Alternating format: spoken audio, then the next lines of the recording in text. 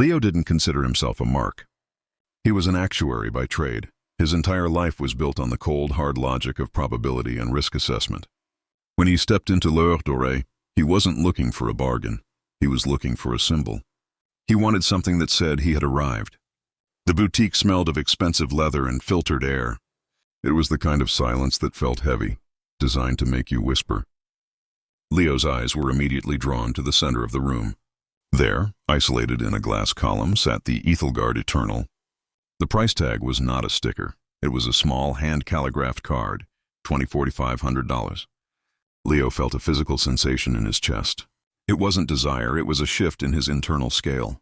Before walking in, Leo had told himself his budget was $800. He had researched mid-range brands. He knew what a watch should cost. But the Ethelgard Eternal, with its tourbillon movement and its 5-figure price point, acted like a massive planetary body. It exerted a gravitational pull on Leo's perception of value. A salesman named Julian appeared. Julian didn't try to sell the Ethelgard. In fact, he treated it like a museum piece, something to be admired but rarely possessed. "It's a masterpiece," Julian whispered, "but perhaps a bit ostentatious for daily wear. Let me show you something more practical." He led Leo to a side counter. He pulled out a sleek, brushed steel piece. "This is the Navigator. It uses many of the same internal components as the Ethelgard, but without the platinum casing." He laid it on a black velvet mat. The price, $4,200. In any other context, say, if Leo had seen this watch in a department store next to $100 Timex's, he would have laughed at the $4,200 price tag.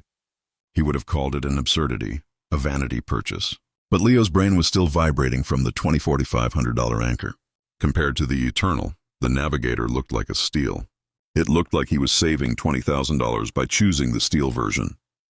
The $800 budget he had walked in with had evaporated, replaced by a new reality where $4,200 was the sensible mid-range option. This is the trap of anchoring. Our brains are not calculators, they are comparators.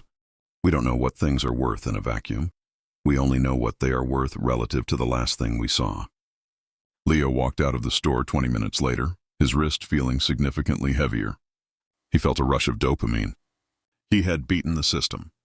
He hadn't fallen for the $24,000 trap. He had been frugal and bought the $4,200 model. It wasn't until he got home and looked at his bank statement that the gravity of the anchor began to fade, leaving him with a very expensive piece of steel and a very confused sense of logic.